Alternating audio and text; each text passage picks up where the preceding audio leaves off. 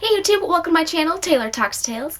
Today I have a special book review for you. It's actually a book recommendation that was requested by one of my friends. I have been slow to tell people about my channel just because I kind of want to build up on my own. A couple family members know, but for the most part I've just been kind of making these videos the last couple, well, uploading the last couple days, making a couple, but I've really been making videos for almost 2 weeks now.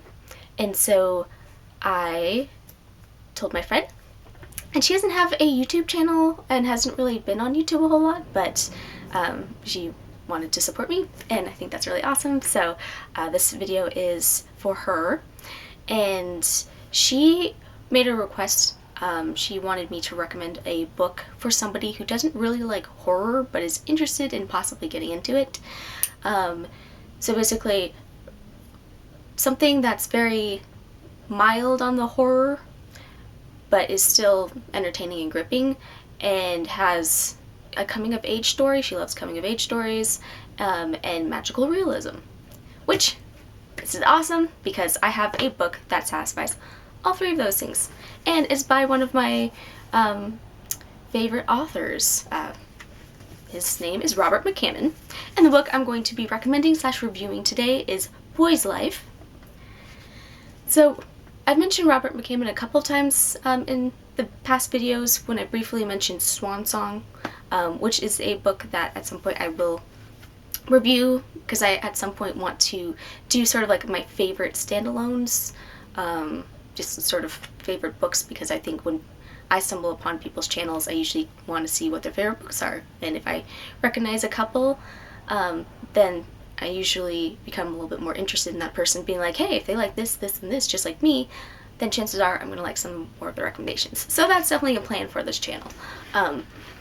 But in the meantime, I'm going to review Boy's Life because I think this would be a really good choice for somebody who is interested in horror but hasn't really had a lot of experience with it and doesn't really want a lot of gore or like scary moments, because really I don't even know if you would necessarily class this as horror. It is classified like on Goodreads and Barnes & Noble and some other places, but I personally would call this a cross-genre book, but I definitely would call it more of like a mystery, magical realism, definitely coming of age, and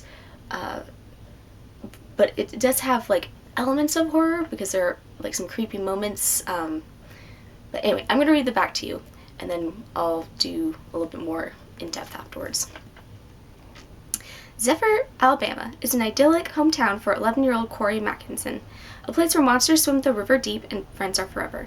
Then, one cold spring morning, Corey and his father witness a car plunge into a lake, and a desperate rescue attempt brings his father face to face with a terrible, haunting vision of death. As Corey struggles to understand his father's pain, his eyes are slowly opened to the forces of good and evil that surround him. From an ancient mystic who can hear the dead and bewitch the living, to a violent clan of moonshiners, Corey must confront the secrets that hide in the shadows of his hometown. For his father's sanity and for his own life hang in the balance. So, interesting enough, I've had this book for almost 10 years now. I bought it right when I was going off to college because I wanted to have quite a few things to read, because I was a little bit nervous going off to college. I'm very shy, and I just knew that I was going to have friends right away, so I just stocked up on books, and this was one of them. It took me a little while to get into it. It actually took me like 3 tries to start reading it, because I think the beginning is the first couple chapters are a little slow. Even when they discover the body in the car, I don't know why, but it took me a couple times to get into it. Once I got into it, though, I thought it was fantastic. And like, I know the title's kind of boring. It just says, it's just Boy's Life. That's also the title of a scouting magazine, that kind of thing. But it is a fantastic, fantastic book. The writing's excellent, and the characters, you really do follow the characters throughout this whole book and grow and develop, and there really is a coming of age element. And it deals a lot with magic. So in this book, it's very magical realism in that magic exists, but it's not like this huge thing. It's not like they're sorcerers or wizards or anything. It's more like the subtle types of magic. and there's like basically there's a river monster called Old Moses in here, who plays a small role in it, and it's not like he's like some big dragon, but it's some kind of monstrous creature, and the town just kind of accepts this as part of the town. And one interesting thing with this book too is because it's told from the perspective of older Corey, who's an adult who has children of his own, and he's looking back in time at his 11-year-old self. So it's basically told in flashbacks and all that all that stuff, and you can almost wonder if it's the magic of childhood that makes all these things magical, or it's actually magic. Since I always want to believe in magic, I just try to accept the magical realism aspect of that book, but it is ambiguous, so that's kind of a fun little thing on it. And because this takes place in the 1960s in Alabama, there definitely is some like racial tension going on, and also exploring changing times, because Corey's father is a milkman and he ends up losing his job, and so he has to figure out what he's going to do, because he was always a milkman and now they basically don't really need them much anymore, and his job's become obsolete, so he has to figure out his life's purpose. It also deals a lot with death, so that's why this book isn't like this scary horror ride, but it does deal with death, because Corey and his father see this man. At the beginning, he was the man was chained up and naked and beaten and then pushed into the river, and he was, or lake I think, and the car was starting to sink, and his father's traumatized by this. His father starts having nightmares, probably PTSD related, but Corey thinks it might have to do with the man's ghost, and there also, Corey sees ghosts, not throughout the whole thing, but like there are times where he does think he sees a ghost, so that also adds to the sort of like magical aspect, supernatural aspect to it.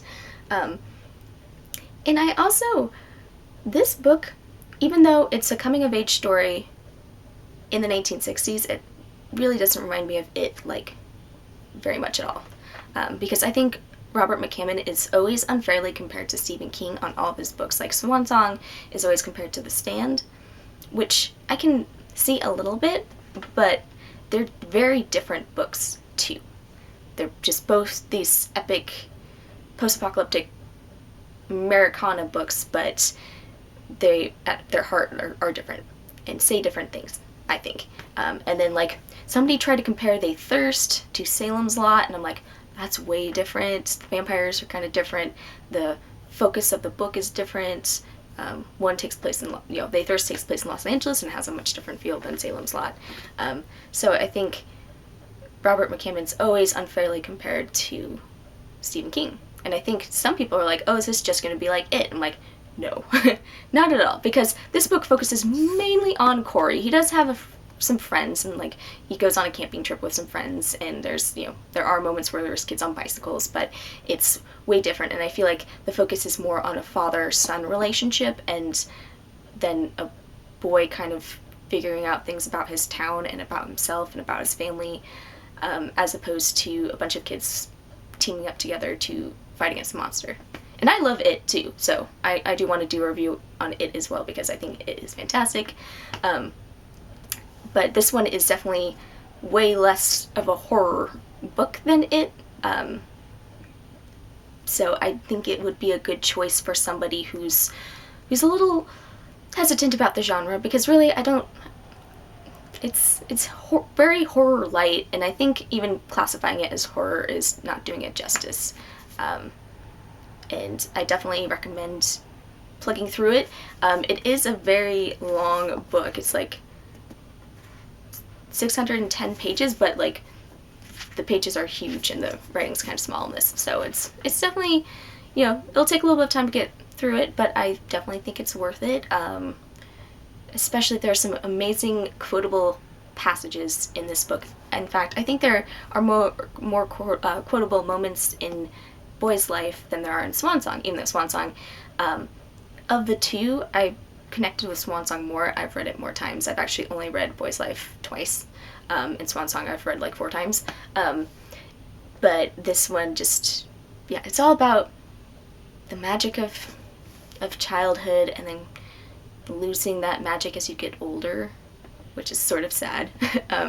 But there's, yeah, it's fantastic. I think this and Swan Song are his most notable works, and I think for a very good reason. So definitely check it out.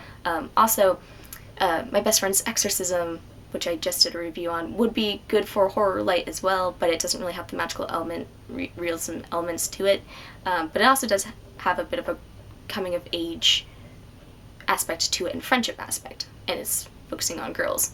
I guess the one last thing too is you can be a girl and enjoy boys' life. A couple of my favorite Goodreads people and people on book, I think it's Bookstagram is the term, but basically the book community on Instagram, there are multiple women who do enjoy this book, because I think anybody, any gender can enjoy this, because you know, we can all connect to when we were kids, and we can all connect to moments when we first discovered death, and we can all connect to moments of watching our parents almost be in a weak position and figuring out how to help them, and exploring our towns and exploring who we are and growing up and trying not to lose the magic and everything. So definitely check this out. Thank you so much for texting me and asking me to do this video. It was a lot of fun.